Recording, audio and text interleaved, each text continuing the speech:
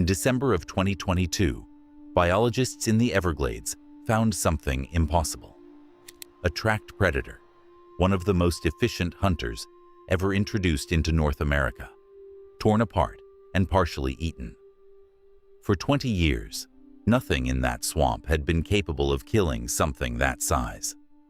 Whatever did it had just proven that an ecosystem everyone assumed was already lost might be starting to fight back. In August of 1992, Hurricane Andrew tore into South Florida as a Category 5 storm, sustained winds near 150 miles per hour, the costliest hurricane to hit the state up to that point. Roofs peeled off buildings across Dade County. Entire structures came apart. Among them was a facility housing Burmese pythons, bred and sold into the exotic pet trade. State environmental inspectors, surveying the damage 10 days later, reported that thousands of exotic animals had escaped their enclosures during the storm, and that witnesses had spotted hundreds of large snakes loose across the county. For years, that hurricane was treated as the whole explanation, the single origin point. It was not. A 2011 population study concluded that pythons had most likely gained a foothold in the Everglades years before Andrew ever made landfall, released quietly through the 1970s and 1980s by owners who discovered that a hatchling the length of a pencil grows within a few years into an animal capable of overpowering a grown man. A spokesperson for the Florida Fish and Wildlife Conservation Commission has since described the python's establishment as the result of several separate introduction events stretching back before 1985, not one storm and one broken cage. Andrew did not start the invasion. It accelerated one already underway. Each release put a predator with no natural check into a landscape that had never needed one. The Everglades made that inevitable. 1.5 million acres of subtropical wetland, warm year-round, humid, packed with prey that had spent thousands of years learning to read the ecosystem's actual predators and had never needed to watch for anything like this. Raccoons, opossums, marsh rabbits, white-tailed deer. Every one of them evolved alongside alligators, bobcats, and the Florida panther, predators with patterns a prey animal can learn to recognize and avoid. A python does not fit that pattern. It can sense body heat in total darkness. It can remain motionless in 2 inches of water for hours at a stretch. It strikes faster than a raccoon's nervous system can process the threat and respond. Frank Mazzotti, a wildlife ecology professor at the University of Florida, who has studied the invasion for decades, has compared releasing Burmese pythons into the Everglades to releasing wolves into a petting zoo. And the pythons did not simply survive in that environment. They thrived in it. A female Burmese python can lay between 50 and 100 eggs in a single clutch, and with no native predator equipped to check that reproduction, the population went vertical. By 2012, the scale of the damage had a number attached to it. Researchers led by Michael Dorcas of Davidson College, working alongside University of Florida ecologist Frank Mazzotti and USGS scientist Melissa Miller, published findings based on nocturnal road surveys conducted across nearly 9 years, covering close to 57,000 kilometers of Everglades National Park roadways. In the areas where pythons had been established longest, the results were stark. Raccoons down 99.3%, opossums down 98.9%, bobcats down 87.5%. Marsh rabbits, cottontail rabbits, and foxes were not simply reduced. Across the entire survey period, researchers did not record a single one. Mazzotti has spent more than 3 decades driving the same stretches of road through the park. In the 1980s and 90s, a night survey meant slowing constantly, headlights catching eyes every few hundred yards. He has since described the same drive as something closer to silence. Sawgrass, asphalt, the hum of an engine, nothing crossing the beam of the headlights for miles at a time. The stakes extend well past sentiment. The Everglades filters and stores drinking water for one of the fastest-growing regions in the country and provides flood protection for millions of residents. Ecologists have placed its annual economic value in excess of $31 billion. The mammals the pythons erased played a direct role in keeping that system functional, and losing them at this scale does not stay contained to the animals themselves, which raises a dangerous question. If a single invasive species could do this much damage in 20 years, largely unseen, moving through a landscape too vast for anyone to fully monitor, what else might already be spreading through that same wetland, using the pythons as a door that had already been kicked open? Florida's first serious public response to the python problem was the Florida Python Challenge, an open hunting competition first held in 2013 and again in 2016, before becoming an annual event in 2020. For 10 days, licensed participants fan out across South Florida and remove as many pythons as they can find, competing for prize money and raising public awareness of a problem most residents never see directly. In the most recent event, held in July of 2025, 934 participants from 30 states and Canada took part, working canal banks, levees, and swamp margins across 8 official hunting locations, including, for the first time, Everglades National Park itself. Together, they removed 294 pythons, a record for the competition. The ultimate grand prize winner, Taylor Stanberry, caught 60 of them on her own over the 10-day window. Donna Khalil, one of the most recognized professional hunters in the state, caught 56. 10 days of hunting by nearly 1,000 people barely dents a population researchers estimate at somewhere between 100,000 and 300,000 animals statewide. So the state also employs full-time contracted hunters, working year-round, rather than during a single competition window. Donna Khalil has described what that work actually looks like at night. A headlamp sweeping slowly across a berm, finding nothing, and then a shape at the edge of the light that does not quite match the vegetation around it. A shadow that resolves, a body the diameter of a telephone pole, coiled so still it could pass for a root until it moves. She has called it hunting ghosts. Since the state's contractor program began in 2017, licensed hunters have removed more than 23,000 pythons from Florida. Even that number, spread across nearly a decade, likely represents a small fraction of the total population still out there.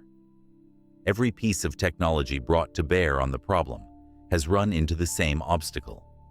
Thermal drones cannot separate a python from the temperature of the wetland around it, because pythons are cold-blooded and simply match the ambient environment they are lying in. Robotic prey decoys, built to lure a python into striking and revealing itself, were largely ignored. Pythons are ambush predators, built to wait motionless for something to wander into range. A machine that never walks past them is invisible to a strategy built entirely around patience. The one method that has actually worked at scale is not a machine at all. It is another python. Ian Bartoszek and his team at the Conservancy of Southwest Florida pioneered a technique built around radiotelemetry. Researchers surgically implant a transmitter into an adult male python and release him back into the landscape during breeding season, when his only biological priority is finding a receptive female. Fitted with a tracker, he does the researchers' work for them, leading biologists directly to breeding aggregations they would otherwise have almost no chance of locating across more than 1 million acres of sawgrass, cypress, and standing water. Since 2013, using this method, Bartoszek's team has tracked more than 130 adult pythons and has removed over 1,750 animals, in excess of 53,000 pounds of invasive snake pulled directly out of the breeding population before it could reproduce. In one especially large capture, a scout snake nicknamed Fenrir led the team to a 17-foot, 153-pound female. Another capture, tracked through a male named Dion, produced the heaviest female python ever recorded in Florida. Nearly 18 feet long, 215 pounds, carrying 122 developing eggs that never had the chance to hatch. The most effective tool against this apex predator turned out to be another member of its own species, surgically wired and released back into the exact ecosystem it was helping dismantle. Every other approach tried so far has fallen well short of what the situation actually requires. Even Bartoszek's program, as effective as it is, covers a study area of roughly 200 square miles, a small fraction of the more than 1 million acres of wetland the pythons now occupy. And veteran hunters working the field have started reporting something harder to quantify than a removal number. Mike Kimmel, known across the hunting community as the Python Cowboy, has said plainly that the snakes are adapting, retreating deeper into terrain. Few hunters can consistently reach and breeding in the places hardest to search. The pythons are not standing still while Florida works out how to fight them. They are adjusting in real time. Terrence Farrell, a biology professor at Stetson University, was examining wild-caught native snakes as part of routine fieldwork when he began noticing something wrong. Not in the pythons. In garter snakes, pygmy rattlesnakes, water snakes, and racers, animals with no obvious connection to the invasive species at all. They were showing up lethargic, underweight, breathing with visible open-mouthed effort. Necropsies found the cause packed inside their lungs. A parasite, pale, thread-thin, alive, and visibly moving inside the tissue. The organism is Rhylietiella orientalis, commonly known as the snake lungworm. Though the name suggests a worm, it actually belongs to an unusual and ancient lineage of parasitic crustaceans called pentastomes, distantly related to crabs and lobsters, that have evolved to live inside the respiratory tracts of reptiles. In its native range across Southeast Asia, it lives primarily inside Burmese pythons, the very species that carried it into Florida decades ago, likely arriving inside the lungs of pythons brought in through the pet trade. In that native range, the parasite and its python host share a long evolutionary relationship. The python's immune system has adapted to tolerate the infection. It is a burden, not typically a death sentence. Florida's native snakes carry no such history with this parasite, and the consequences have been severe. Melissa Miller, a parasitologist who has led much of the formal research into the outbreak, examined over 1,000 Burmese pythons alongside more than 500 native snakes collected from across South Florida. Her team's 2020 study, published in the journal Ecosphere, confirmed the parasite in 13 native snake species, with infection intensity often higher in the native snakes than in the pythons that introduced it.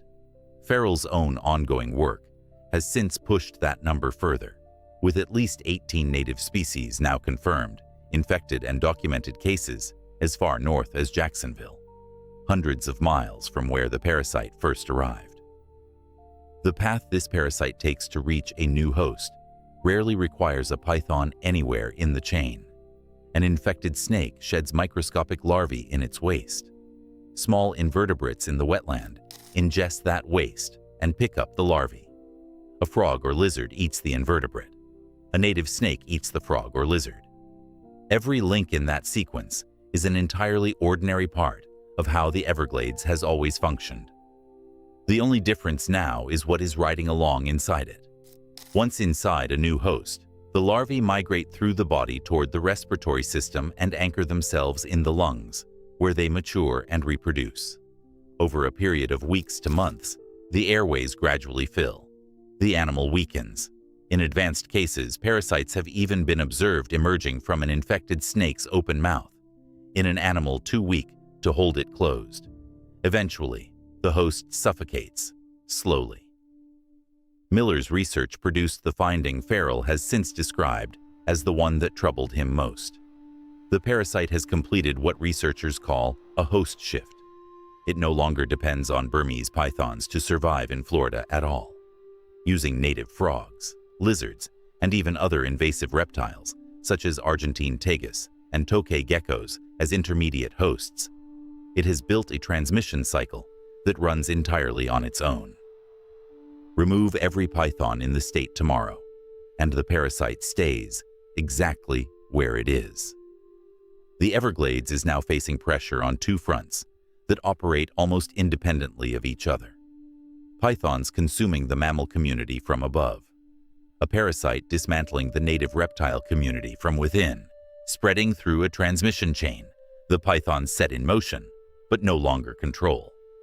In early 2024, Florida wildlife officials announced they were releasing hundreds of large snakes into the wild on purpose, and the backlash arrived almost immediately. Comment sections filled with outrage before most people had read past the headline. Before this continues, it is worth asking what the right call actually is here. Every method tried against the python so far, drones, decoys, contracted hunters, radio tracking, has cost significant money and still barely made a dent in the population.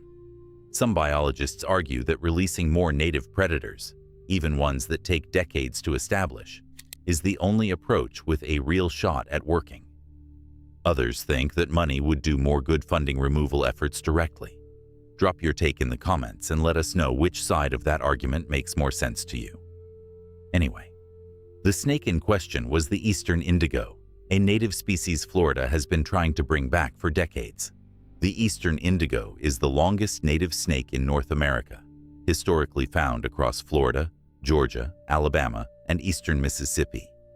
Its scales run so deeply black, they catch a blue-green iridescence in direct sunlight, and researchers who work with the species tend to reach for the same word describing one in the field.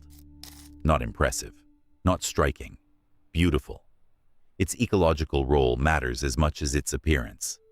The eastern indigo is an ophiophage, a snake that eats other snakes, and it carries a natural immunity to the venom of every pit viper native to North America, rattlesnakes, cottonmouths, and copperheads included. It overpowers them through sheer jaw strength and body mass, swallowing them whole while they remain capable of striking back. James Bogan, director of the Oriane Center for Indigo Conservation, has called it the Emperor of the Forest, a title with essentially no competition at ground level in the ecosystems where it still survives. That emperor had been effectively driven out of North Florida by the late 1970s. Development converted the longleaf pine flatwoods it depends on into farmland and residential subdivisions, and the eastern indigo relies heavily on gopher tortoise burrows for winter shelter. As tortoise populations collapsed alongside the habitat, the indigo went with them. By 1982, the species had not been documented at all in what is now the Ecological Bluffs and Ravines Preserve, a stretch of restored sandhill habitat in the Florida Panhandle. The Oriane Society, founded in 2008, opened a dedicated captive breeding center that has since been operated through the Central Florida Zoo and Botanical Gardens. The mission required rebuilding an entire ecosystem first: the longleaf pine canopy, the fire cycles that keep that habitat healthy, and the gopher tortoise burrow networks the indigos would need once they arrived, long before a single snake was bred for release. The Nature Conservancy partnered on restoring the land itself, work that took years before a single snake was ready for release. Beginning in 2017, captive-bred eastern indigos, raised for roughly 2 years between the breeding center and the Welaka National Fish Hatchery, have been released annually at Ecological Bluffs and Ravines. More than 200 have gone into the preserve across 8 consecutive release years, each cohort a bet that the restored habitat could actually support them long-term. In the autumn of 2023, field biologist Michelle Hoffman was conducting a routine survey near a gopher tortoise burrow when she found something the program had been working toward for 7 years: a juvenile eastern indigo, roughly 3 months old, no longer than a pencil. Not one of the released snakes, a wild hatchling born on site to parents who had themselves been part of the reintroduction. She found a second hatchling nearby not long after, discovered independently during a separate survey near a geological outcropping overlooking the Apalachicola River. For the first time in more than 40 years, eastern indigo snakes were reproducing entirely on their own in North Florida, with no human involvement anywhere in the process. Bogan later said the discovery demonstrated that decades of restoration and management work had created a place where the species could begin building a self-sustaining population. The emperor was not simply returning. It had started building a dynasty of its own. Return to December of 2022, and the animal researchers found torn apart in the brush near Naples. His name inside Bartoszek's program was Loki, a radio-tagged male scout python, 13 feet long, 52 pounds, one of the team's more valuable tracking animals, used for years to lead biologists to breeding females. His head and neck were gone entirely. His body had been partially buried under pine needles and debris, a behavior called caching, typically associated with exactly two predators in that part of Florida, a bobcat or a Florida panther. Panthers are exceedingly rare, fewer than 200 remaining in the wild, so Bartoszek brought in David Schindel, the panther coordinator for the U.S. Fish and Wildlife Service, to help determine which animal had done this. Schindel set up a trail camera at the site and waited. The next morning, the footage delivered its answer: a 25-pound bobcat, a fraction of the python's size, returning to feed on the animal it had killed. A 25-pound cat killed and cached a 52-pound python, Bartoszek said afterward. That is a win for the home team. It was the first confirmed instance of a bobcat killing an adult Burmese python anywhere in Florida, and Bartoszek's team believes it is unlikely to be the only one. In the summer of 2021, USGS trail cameras stationed in Big Cypress National Preserve had already captured a bobcat raiding a python nest over the course of several days, eating, trampling, and uncovering eggs while the mother was away, and at one point directly confronting the much larger snake when she returned. It marked the first documentation of any native Florida animal preying on python eggs at all. Since then, researchers tracking radio-tagged juvenile pythons through a 2023 USGS study have documented several eaten by alligators, one taken by a native king snake, and another consumed by a Florida cottonmouth. Bartoszek's team has even found evidence suggesting a black bear killed or scavenged a python during a cold spell, though that case remains unconfirmed. For roughly 20 years, the Burmese python operated in the Everglades as an apex predator, with functionally no opposition. That is no longer entirely true. Native predators appear to be learning, slowly and unevenly, that this animal can be prey as much as it is a threat. And to the north, in the Apalachicola Panhandle, the eastern indigo snakes are still expanding, generation by generation, edging closer each year to the ecosystem that needs them most. A juvenile python within an indigo's size range is a plausible meal for an animal with that jaw strength and that venom immunity. Whether an indigo could ever take on a mature egg-laden female weighing well over 100 pounds remains an open question, one no researcher has yet observed answered in the wild. And hanging over all of it is the parasite, the same lungworm that has already spread through 18 native snake species, no longer dependent on the python that carried it here in the first place. Nothing about the eastern indigo's venom immunity offers any known protection against a pentastum parasite built to invade a completely different biological system. If the lungworm reaches eastern indigo populations before they fully establish themselves across their old range, it could undo 40 years of restoration before the emperor ever gets the chance to finish what it started. The Everglades of today bears little resemblance to the one Hurricane Andrew battered in 1992, and recovery, if that is even the right word for it, will not be simple or quick. But for the first time in 2 decades, the balance of power inside that ecosystem has started, unevenly, to shift. What happens when an ecosystem starts fighting back against an invader that has already been winning for 20 years? Thanks for watching. Don't forget to subscribe for more ancient mysteries and impossible discoveries.